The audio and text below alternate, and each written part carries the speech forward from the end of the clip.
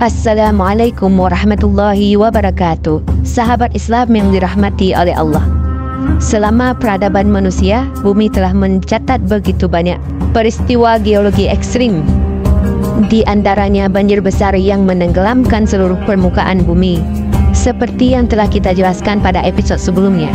Di antara wasiat-wasiat Nabi terdahulu menyebutkan tentang akan datangnya banjir besar. Seperti wasiat Nabi Adam kepada Nabi Syis. Dan penemuan naskah kuno yang diklaim milik Nabi Idris juga menyebutkan kejadian banjir besar. Ini sesuai dengan penemuan arkeolog yang membuktikan bahwa bumi pernah terjadi banjir besar hingga menenggelamkan seluruh permukaan bumi. Diperkirakan terjadi sekitaran 4000 sebelum Masehi, sezaman dengan masa Nabi Nuh. Hal ini diperkuat dengan bukti penemuan kapal yang diklaim milik Nabi Nuh. Jauh sebelumnya, para peneliti telah mengumumkan penemuan terhadap kapal Nabi Nuh, seperti sisa kayu. Sehingga pada tahun 2010, tim arkeolog Turki bekerjasama dengan tim dari NAMI Hong Kong menjelajah fosil kapal Nabi Nuh di Gunung Ararat. Namun bagaimanakah mulanya peristiwa banjir besar tersebut terjadi hingga penemuan kapal Nabi Nuh oleh arkeolog? Simak selengkapnya. Inilah kisah Nabi Nuh.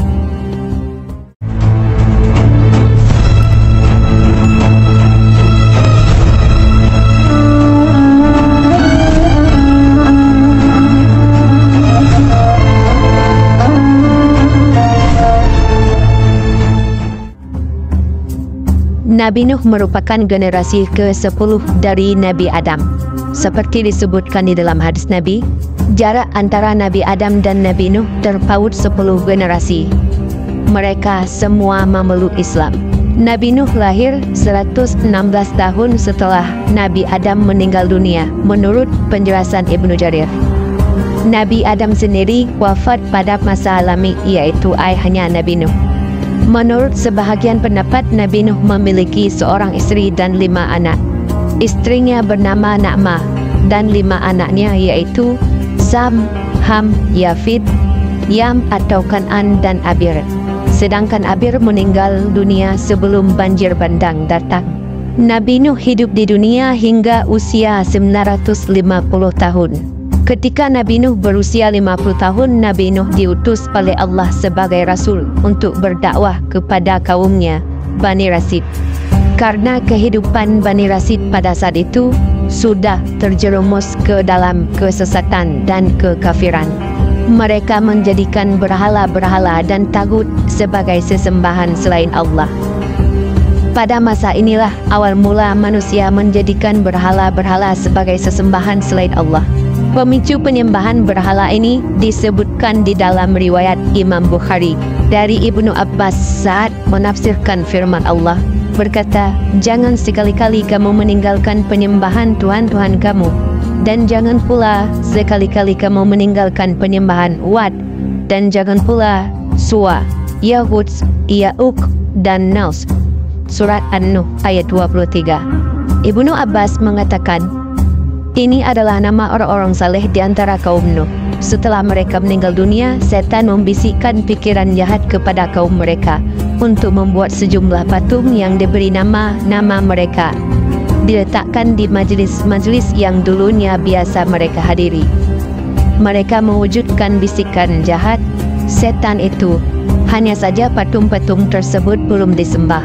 Setelah mereka semua wafat dan ilmu agama lenyap, barulah patung-patung tersebut disembah.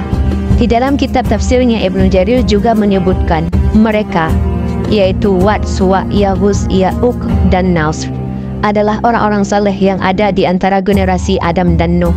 Mereka memiliki banyak pengikut yang menjadi teladan. Setelah orang-orang saleh tersebut meninggal dunia, para pengikutnya yang menjadi panutan berkata, andai kita membuat patung-patung mereka, tentu akan membuat kita lebih rindu untuk beribadah kala teringat mereka. Mereka akhirnya membuat patung-patung orang soleh tersebut.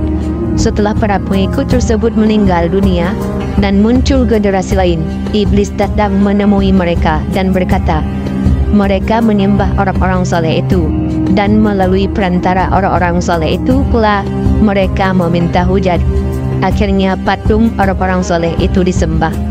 Intinya, di saat kerusakan menyebar di bumi dan penyembahan berhala terjadi di segala penjuru, Allah mengutus hamba dan rasulnya yaitu Nabi Nuh alaihissalam untuk menyuruh beribadah kepada Allah semata, tidak menyekutukan Allah dan melarang menyembah apapun selain Allah. Seperti disebutkan di dalam firman Allah, sungguh kami benar-benar telah mengutus Nuh kepada kaumnya, lalu dia berkata, wahai kaumku, sembahlah Allah, tidak ada Tuhan sembahan bagimu selain Dia. Sesungguhnya aku takut kamu akan ditimpa azab pada hari yang dahsyat, yakni hari kiamat. Lalu pemuka-pemuka kaumnya berkata, kami melihat kamu benar-benar berada dalam kesesatan yang nyata. Kemudian Nabi Nuh menjawab, wahai kaumku, aku tidak sesat, tetapi aku ini seorang rasul dari Rabb seluruh alam. Aku menyampaikan kepadamu amanat Tuhanku, memberi nasihat kepadamu, dan aku mengetahui dari Allah apa yang tidak kamu ketahui. Dan herankah kamu bahwa ada peringatan yang datang dari Rabbmu melalui seorang laki-laki dari kalanganmu sendiri untuk memberi peringatan kepadamu dan agar kamu bertakwa sehingga kamu mendapat rahmat. Maka mereka mendustakannya Nabi Nuh. Lalu kami selamatkan dia dan orang-orang yang bersamanya di dalam kapal. Kami tenggelamkan orang-orang yang mendustakan ayat-ayat kami. Sesungguhnya mereka adalah kaum yang buta mata hatinya. Surat Al-A'raf ayat 59-64. Pada saat berdakwah, Nabi Nuh sangat bersungguh-sungguh untuk mengajak umatnya beribadah, bertakwa kepada Allah tanpa mengenal waktu siang dan malam, kala sepi ataupun ramai, sesekali dengan kabar gembira dan kadang dengan ancaman. Namun semua itu tidak membawa hasil. Sebahagian besar dari mereka justru tetap sesat, berlaku semena-mena, menyembah patung berhala, memusuhi Nabi Nuh setiap saat, menghina Nabi Nuh dan para pengikutnya yang beriman. Bahkan Nabi Nuh mendapat ancaman dari umatnya, dilempari dengan batu, diusir, hingga menyakiti Nabi Nuh dan para pengikutnya secara berlebihan. Seperti disebutkan di dalam surah Al-Mu'minin, Allah berfirman, dan sungguh kami telah mengutus Nuh kepada kaumnya, lalu dia berkata, wahai kaumku, sembahlah Allah, karena tidak ada Tuhan yang berhak disembah bagimu selain Dia. Maka mengapa kamu tidak bertakwa kepadanya? Lalu berkatalah para pemuka orang kafir dari kaumnya, orang ini tidak lain hanyalah manusia seperti kamu yang ingin menjadi orang yang lebih mulia daripada kamu. Kemudian di dalam surah Asy-Syu'ara Allah berfirman, kaum Nuh telah mendustakan para rasul ketika saudara mereka Nuh berkata kepada mereka, mengapa kamu tidak bertakwa? Sesungguhnya aku ini seorang rasul kepercayaan yang diutus kepadamu. Maka bertakwalah kamu kepada Allah dan taatlah kepadaku. Dan aku tidak meminta imbalan kepadamu atas ajakanku ini. Imbalanku hanyalah dari Rabbku seluruh alam. Maka bertakwalah kamu kepada Allah dan taatlah kepadaku. Mereka orang kafir pun berkata, apakah kami harus beriman kepadamu? Padahal pengikut-pengikutmu orang-orang yang hina. Dia Nabi Nuh menjawab, tidak ada pengetahuan tentang apa yang mereka kerjakan. Perhitungan amal perbuatan mereka tidak lain hanyalah kepada Tuanku. Jika kamu menyadari, dan aku tidak akan mengusir orang-orang yang beriman. Aku ini hanyalah pemberi peringatan yang jelas. Lalu mereka berkata, wahai Nuh, sungguh jika engkau tidak mau berhenti, niscaya engkau termasuk orang-orang yang dirajam, dilempari batu sampai mati. Lalu Nabi Nuh berkata, ya Tuhanku, sungguh kaumku telah mendustakan aku, maka berilah keputusan antara aku dengan mereka, dan selamatkanlah aku dan mereka yang beriman bersamaku. Kemudian kami menyelamatkan Nuh dan orang-orang yang beriman bersamanya di dalam kapal yang penuh muatan. Kemudian setelah itu kami tenggelamkan orang-orang yang tinggal. Sungguh pada yang demikian itu benar-benar terdapat tanda kekuasaan Allah, tetapi kebanyakan mereka tidak beriman. Itulah perjuangan dakwah Nabi Nuh yang disebutkan di dalam Al-Quran. Saat berdakwah, Nabi Nuh sangat sering mendapat hinaan, celaan, bahkan dikatakan gila. Saat Nabi Nuh menghampiri satu kumpulan dengan maksud ingin berdakwah, tapi mereka menutup telinga mereka, bahkan menutup mata mereka dengan pakaian dan menutup mulut mereka, hingga melempar Nabi Nuh dengan batu untuk mengusirnya karena tidak ingin mendengar nasihat dari Nabi Nuh. Waktu terus berlalu sementara perdebatan antara Nabi Nuh dengan kaumnya tidak kunjung berhenti, seperti yang Allah sampaikan. Maka ia tinggal di antara mereka 1000 tahun kurang 50 tahun. Mereka pun ditimpa banjir besar, dan mereka adalah orang-orang yang zalim. Saking bencinya kepada Nabi Nuh dan keras kelapanya kaum Nabi Nuh, bahkan setiap kali satu generasi berlalu, mereka berpesan kepada generasi berikutnya agar tidak beriman kepada Nabi Nuh, harus memerangi dan menentangnya. Ketika anak-anak sudah mulai balik dan mengerti kata-kata orang tua, mereka sepakat untuk tidak beriman kepada Nabi Nuh sepanjang hidup. Tabiat dan watak mereka enggan untuk beriman dan mengikuti kebenaran. Karena itu Nabi Nuh berkata, dan mereka hanya akan melahirkan anak-anak yang jahat dan tidak tahu bersyukur.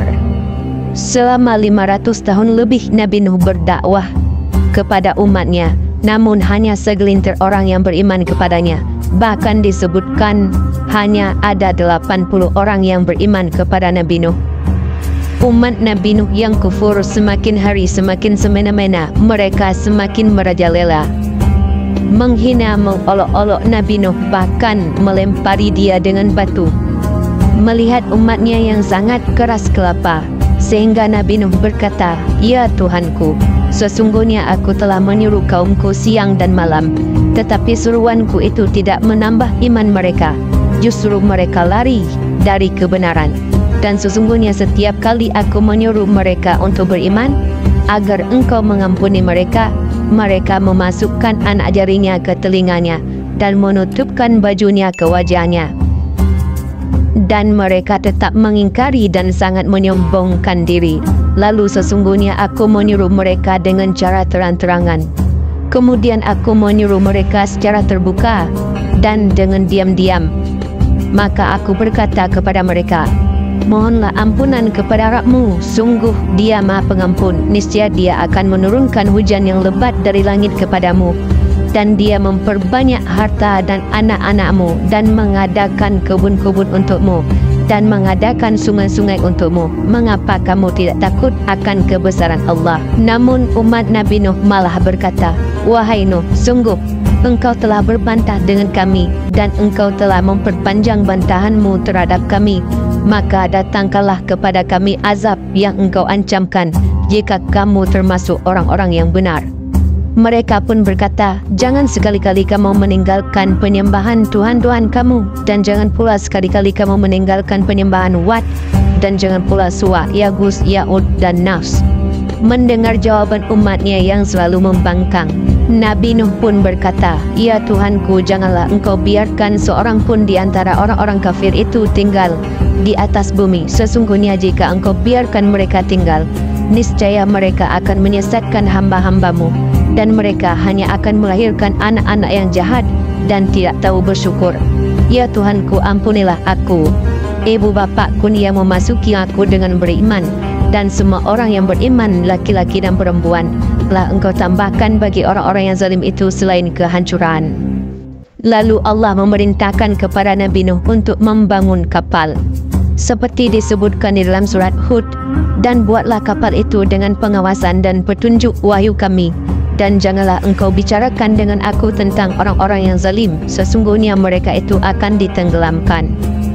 Dan mulailah Nabi Nuh membuat kapal. Setiap kali pemimpin kaumnya berjalan melewatinya, mereka mengejeknya, mencemooh Nabi Nuh, dan menganggap ancaman yang ia sampaikan pada mereka mustahil terjadi. Nabi Nuh berkata, jika kamu mengejek kami, maka kami pun akan mengejekmu sebagaimana kamu mengejek kami, yaitu kamilah yang akan mengejek kalian dan merasa heran pada kalian, karena terus saja kalian mengingkari dan menentang dengan semena-mena, yang akan membuat kalian tertimpa siksa. Maka kelak kamu akan mengetahui siapa yang akan ditimpa azab yang menghinakan, dan siapa yang akan ditimpa azab yang kekal. Nabi Nuh sangat geram dengan sikap daripada umatnya yang sangat keras kelapa. mengharapkan kebaikan dan keberuntungan pun tidak dapat diharapkan dari kaumnya, melihat sama sekali tidak ada kebaikan dalam diri mereka. Menyakiti, menentang dan mendustakan dengan segala cara, baik dengan tindakan maupun dengan tutur kata. Itulah watak mereka. Nabi Nuh memanjatkan doa seperti yang telah kita sebutkan. Kemudian Allah memperkenalkan doa dan mengabulkan doanya. Allah berfirman, dan sungguh Nuh telah berdoa kepada kami, maka sungguh kamilah sebaik-baik yang memperkenankan doa. Kami telah menyelamatkan dia dan pengikutnya dari bencana yang besar. Surat As-Saffat. Setelah Allah mengabulkan doanya, Allah memerintahkan Nabi Nuh untuk menanam pepohonan sebagai bahan dasar pembuatan kapal. Nabi Nuh kemudian menanam pepohonan dan menantikan selama 100 tahun. Setelah itu ia potong-potong dan ia jadikan kapal selama 100 tahun berikutnya.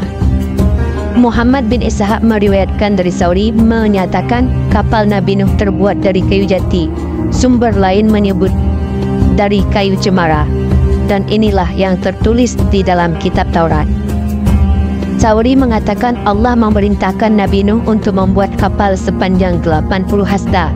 Bagian luar dan dalamnya dicat dengan ter dan memasang huluan berbentuk cekung yang membelah air. Mereka semua menyatakan tinggi kapal mencapai 30 hasta, terdiri dari 3 tingkat. Setiap tingkatnya setinggi 10 hasta. Tingkat bawah untuk hewan dan binatang buas, bagian tengah untuk manusia, dan bagian atas untuk burung. Pintu-pintu terpasang sepanjang kapal. Pintu-pintu memiliki penutup dari bagian atas yang bisa menutup celah pintu dengan rapat. Ketika Nabi Nuh sedang membuat kapal bersama umatnya yang beriman, seringkali Nabi Nuh didatangi oleh umatnya yang kufur untuk mengejek Nabi Nuh, bahkan membuang kotoran ke kapal Nabi Nuh. Hal itu terus berulang dilakukan oleh umat Nabi Nuh yang kufur, sehingga kapal Nabi Nuh penuh dengan kotoran. Kemudian pertolongan Allah pun datang ketika ada seorang laki-laki pincang dan buta menaiki kapal Nabi Nuh. Sesampainya di atas kapal, dia terpeleset jatuh ke dalam kotoran tersebut. Tiba-tiba kakinya yang pincang menjadi sembuh. Kemudian dia mengusapkan kotoran tersebut ke mukanya. Matanya pun menjadi sembuh dan bisa melihat kembali. Mendengar peristiwa aneh tersebut, umat Nabi Nuh pun menjadi geger dan mereka berbondong-bondong mendatangi kapal Nabi Nuh untuk mengambil kotorannya. Karena mereka berpikir kotoran tersebut dapat menyembuhkan segala penyakit, hingga mereka berebutan untuk mengambil kotoran tersebut, dan kapal Nabi Nuh pun menjadi bersih dari kotoran mereka sendiri. Setelah melewati beberapa tahun, kapal Nabi Nuh pun telah rampung dibuatnya dan siap untuk dinaiki. Kemudian Allah berfirman, hingga apabila perintah kami telah datang dan tanur telah memancarkan air, kami berfirman, muatkanlah ke dalamnya kapal itu dari masing-masing hewan sepasang jantan dan betina, dan juga keluargamu kecuali orang yang telah terkena ketetapan terdahulu, dan muatkan pula orang yang beriman. Ternyata orang-orang beriman yang bersama dengan Nuh hanya sedikit. Kemudian Nabi Nuh menjalankan perintah Allah mengangkut binatang berpasang-pasangan ke dalam kapal dan juga burung-burung. Kemudian umat Nabi Nuh yang beriman kepadanya. Berdasarkan riwayat dari Ibnu Abbas, burung pertama yang masuk ke kapal adalah burung parkit, dan hewan terakhir yang masuk ke kapal adalah keledai. Iblis masuk dengan bergantungan pada ekor keledai. Juga dalam hadis Rasulullah menyebutkan, saat Nabi Nuh mengangkat setiap hewan berpasangan, para pengikut Nuh berkata, bagaimana kita bisa merasa tenang, atau bagaimana hewan-hewan ternak bisa merasa tenang jika ada singa ikut serta bersama kita? Allah kemudian membuat singa terserang demam, dan itulah penyakit demam pertama yang turun di bumi. Setelah itu mereka mengeluhkan tikus. Mereka berkata, tikus-tikus merusak makanan dan barang-barang kami. Allah kemudian memberi ilham kepada singa untuk bersin. Singa pun bersin, lalu seekor kucing keluar dari dirinya, hingga tikus-tikus bersembunyi di hadapannya. Setelah semua umatnya dan binatang-binatang telah menaiki kapal, kemudian Allah mengirim hujan dari langit yang belum pernah dikenal bumi sebelumnya, juga tidak akan pernah diturunkan lagi sesudahnya. Seperti disebutkan di dalam firman Allah, lalu kami bukakan pintu-pintu langit dengan menurunkan air yang tercurah, dan kami jadikan bumi menyemburkan mata-mata air. Maka bertemulah air-air itu sehingga meluap, menimbulkan keadaan bencana yang telah ditetapkan. Dan kami angkat dia Nuh ke atas kapal yang terbuat dari papan dan pasak. Surat Al-Qamar. Saat air memancar dan memenuhi jalanan, ada seorang ibu mengkhawatirkan keselamatan anaknya. Ia begitu mencintainya. Si ibu keluar membawanya ke gunung hingga sampai ke tengah-tengahnya. Saat air mencapai tempatnya, ia membawa anaknya hingga ke puncak gunung. Saat air mencapai tenggorokan, ia mengangkat anak dengan kedua tangannya.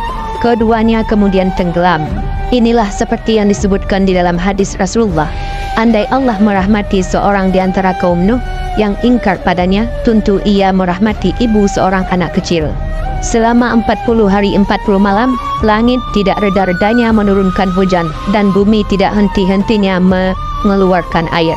Melihat air yang begitu besar dan deras menuju ke pemukiman-pemukimannya, sehingga Nabi Nuh memanggil anaknya ketika anak itu berada di tempat yang jauh terpencil. Wahai anakku, naiklah ke kapal bersama kami, dan janganlah engkau bersama orang-orang kafir. Dan anak itu menjawab, aku akan mencari perlindungan ke gunung yang dapat menghindarkan aku dari air bah. Nabi Nuh berkata, tidak ada yang melindungi dari siksaan Allah pada hari ini selain Allah yang Maha Penyayang. Dan gelombang menjadi penghalang antara keduanya. Maka dia, anak itu, termasuk orang yang ditenggelamkan. Surat Hud. Dan umatnya yang kufur lainnya berlarian mencari tempat perlindungan di atas gunung-gunung. Namun air menutupi puncak gunung tertinggi di bumi. Airnya mencapai 15 hasta di atas gunung, ada yang menyebutkan 80 hasta. Air menutup seluruh permukaan bumi, menutupi seluruh lembah dan bukit, menutupi pegunungan, negara dan pasir. Tak satu pun makhluk hidup di bumi saat itu tersisa, entah yang kecil ataupun yang besar.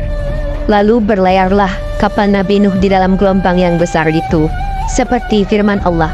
Dan kapal itu berlayar membawa mereka ke dalam gelombang laksana gunung-gunung. Melihat anaknya yang ikut tenggelam, Nabi Nuh pun ikut bersedih dan bertanya kepada Allah, mengapa anaknya yang merupakan keluarganya juga ikut tenggelam? Kemudian Allah menjawab, anakmu tersebut bukan termasuk keluargamu yang dijanjikan untuk diselamatkan. Ia termasuk di antara mereka yang terkena ketetapan terdahulu. Ia ditetapkan tenggelam karena kekafirannya. Setelah 40 hari 40 malam, air memenuhi bumi dan menenggelamkan seluruh penduduk bumi tanpa menyisakan seorang pun yang menyembah selain Allah. Kemudian Allah memerintahkan bumi untuk menelan air dan memerintahkan langit untuk menghentikan hujan. Seperti disebutkan di dalam firman Allah, wahai bumi, telanlah airmu, dan wahai langit, hujan, berhentilah. Dan air pun disurutkan, dan perintah pun diselesaikan. Dan kapal itu pun berlabuh di atas gunung Judi, dan dikatakan binasalah orang-orang yang zalim. Surat Hud. Setelah air di muka bumi menyusut, bisa digunakan untuk berjalan dan menetap. Nabi Nuh pun diperintahkan untuk turun dari kapal yang sudah berlabuh di atas gunung Judi. Setelah melalui perjalanan yang agung, seperti disebutkan dalam surat Hud, Allah berfirman, wahai Nuh, turunlah dengan selamat, sejahtera dan penuh keberkahan dari kami, bagimu dan bagi semua umat mukmin yang bersamamu. Dan ada umat-umat yang kami beri kesenangan dalam kehidupan dunia, kemudian mereka akan ditimpa azab yang pedih. Ada kisah menarik yang diriwayatkan oleh Ibnu Abbas ketika kaum Hawariyun, yaitu umat Nabi Isa, berkata pada Nabi Isa, putra Maryam, andai engkau menghidupkan untuk kami seorang yang menyaksikan kapal Nabi Nuh, agar bisa menceritakan kepada kami. Nabi Isa kemudian mengajak mereka pergi hingga tiba di salah satu gundukan tanah. Nabi Isa memungut tanah dengan tangannya lalu bertanya, tahukah kalian apa ini? Mereka menjawab, Allah dan Rasulnya lebih tahu. Kemudian Nabi Isa berkata, ini adalah Ka'ab bin Ham bin Nuh.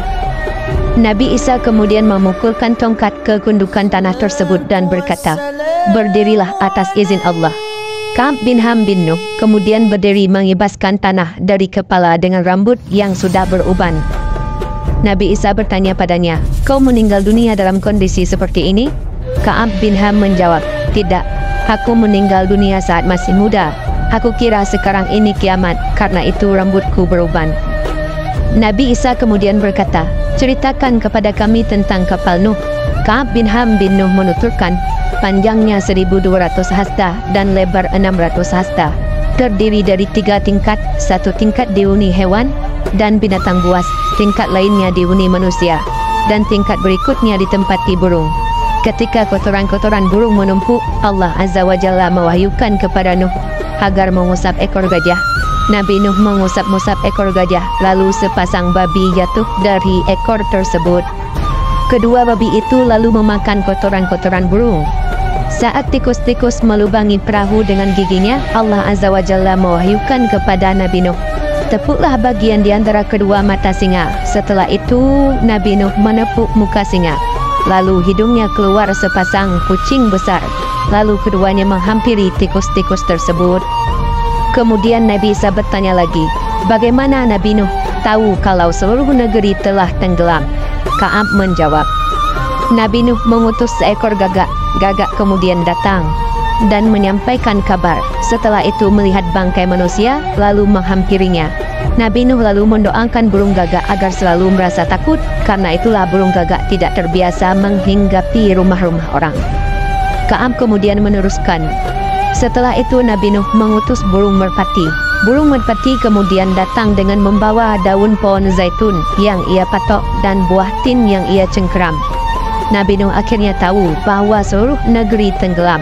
Lalu Nabi Nuh mengalungkan sayuran hijau yang ada di leher merpati itu dan berdoa agar ia selalu merasa tenang dan aman. Karena itulah burung merpati suka berada di rumah-rumah orang.